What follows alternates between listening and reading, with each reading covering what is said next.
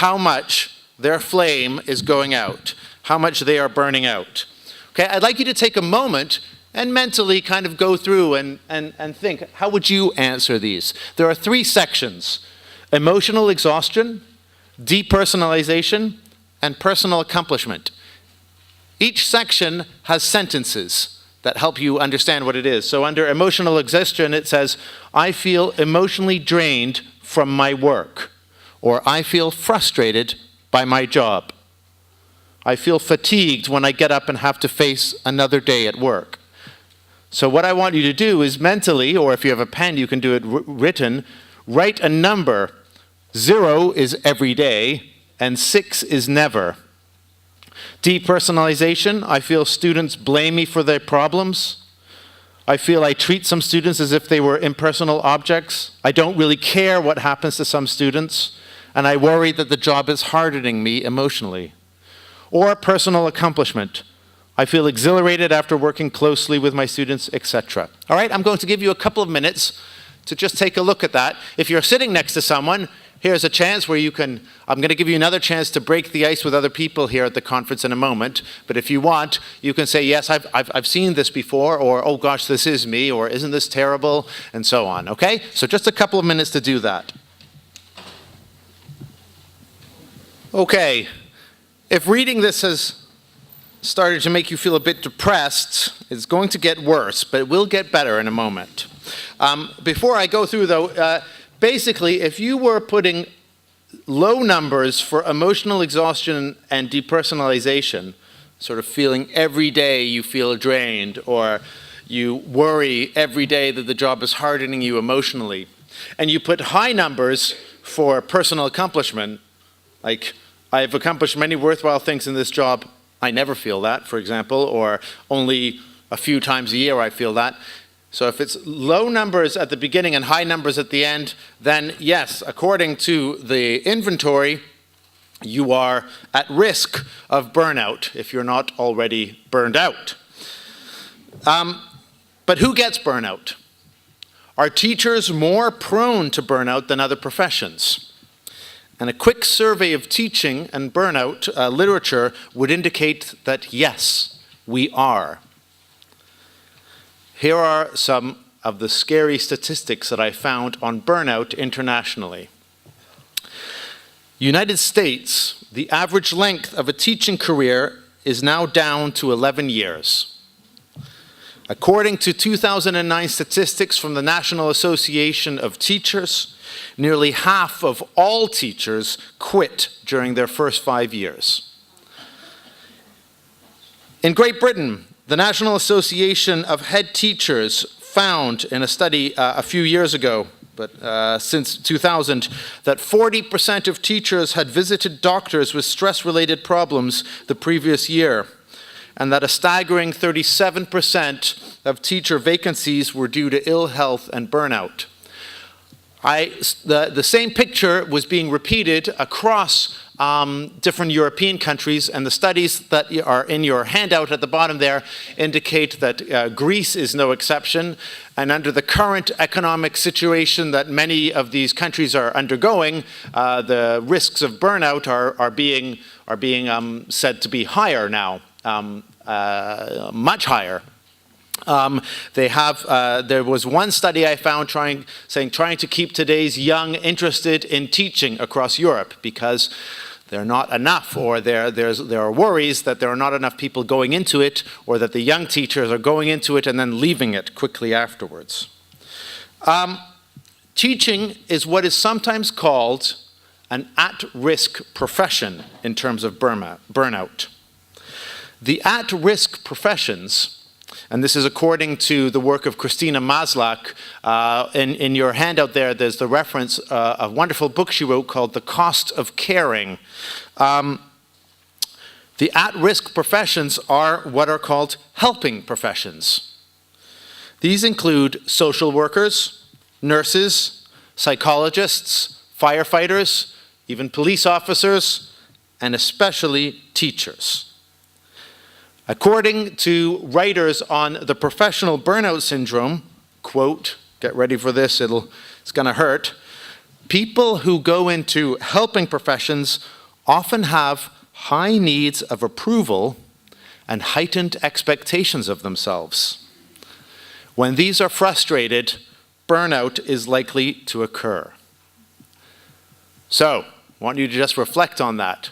Remember I said at the beginning of my talk, I used to be an enthusiastic teacher. When I came to teaching, I had very noble ideas about what I was going to do. I was quite idealistic about helping, in the first case, new immigrants to Canada, and the second case, helping in a poor state.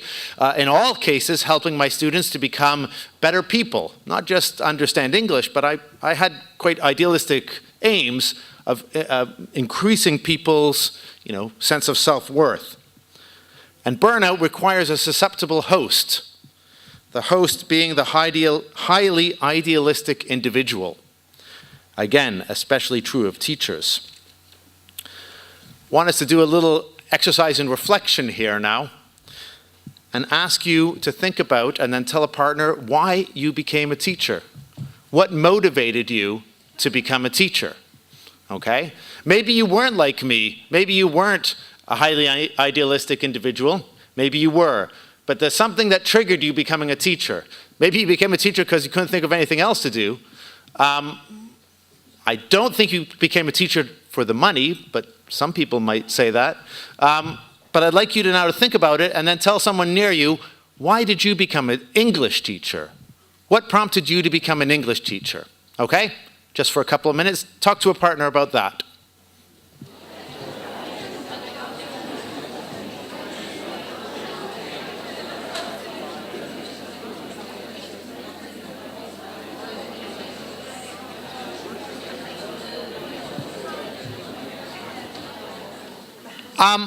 A colleague of mine, Philip Kerr, who's also a materials writer, teacher, and teacher trainer, hosted a discussion on the CETA online community. CETA, if you don't know what CETA is, I urge you to go to the plenary presentation this afternoon at 3 o'clock. It's a great platform, an online platform of 11 teachers associations, Southeast Europe teacher associations online, and they do discussions. And how many people here have been on CETA already? Just a show of hands.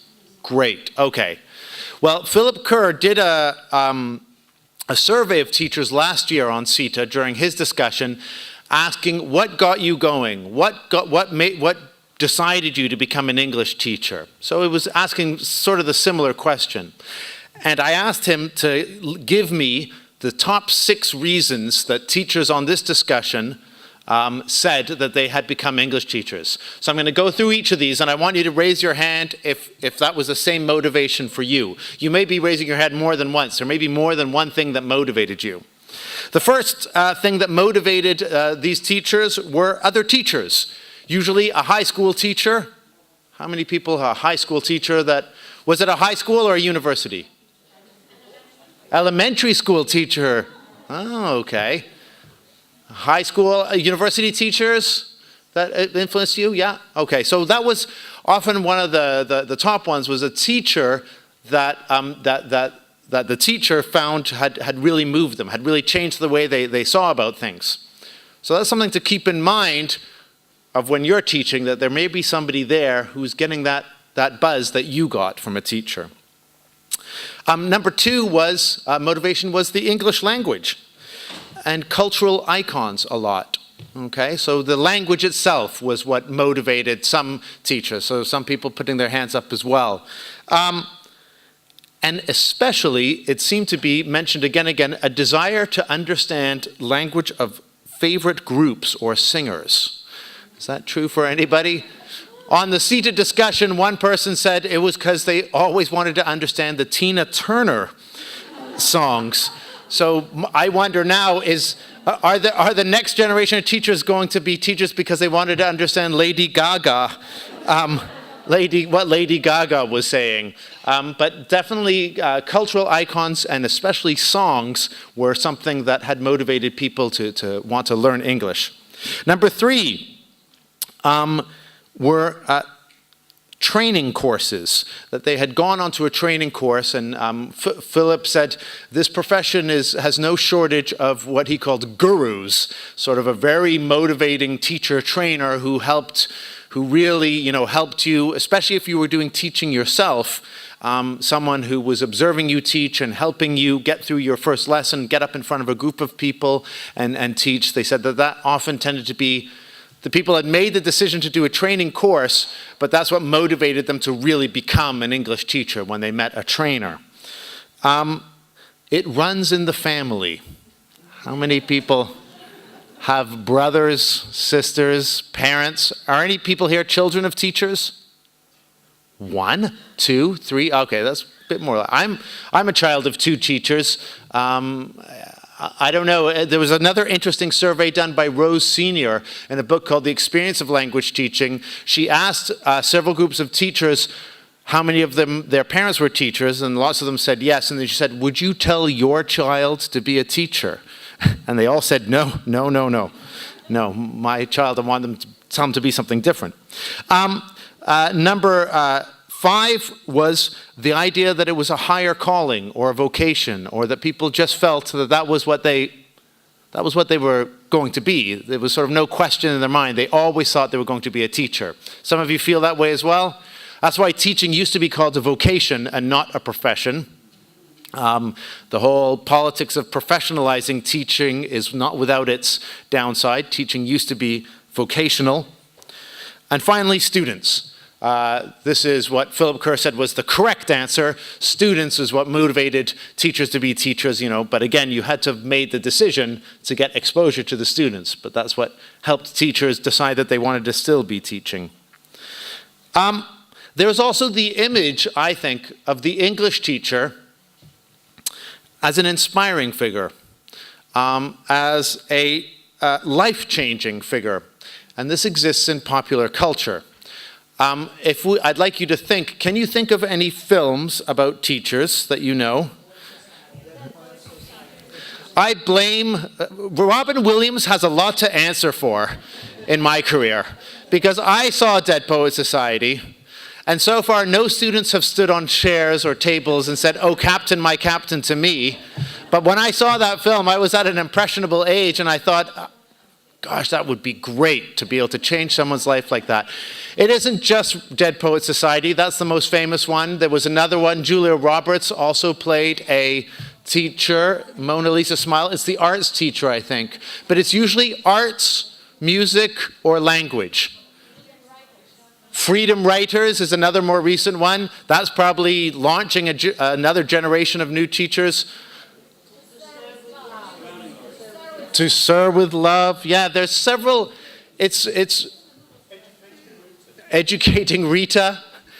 There's several images in popular culture, in Western popular culture, of the English teacher. Especially Hollywood has a thing about the English teacher will change your life.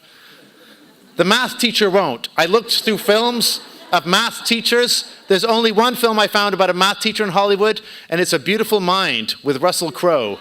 The math teacher goes crazy and has to be put in jail.